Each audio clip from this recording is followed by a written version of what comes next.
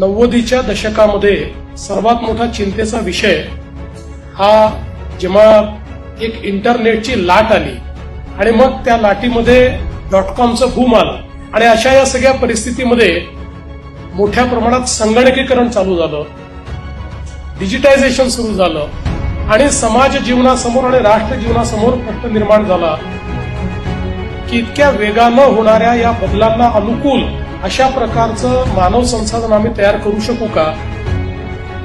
या बदलाचे जे काही सामाजिक आर्थिक परिणाम आहेत त्या परिणामांच्या करता आम्ही तयार आहोत का?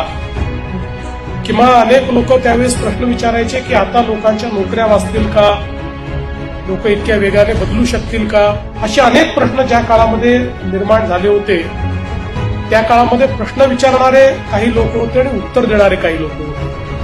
आणि मला असं वाटतं की प्रश्न विचारणाऱ्यांची संख्या मोठी असते, उत्तर देणाऱ्यांची संख्या छोटी असते. पण त्यात उत्तर देणारी एक संस्था ही 2000 साली तयार झाली. त्या संस्थेचं नाव आहे MKCL.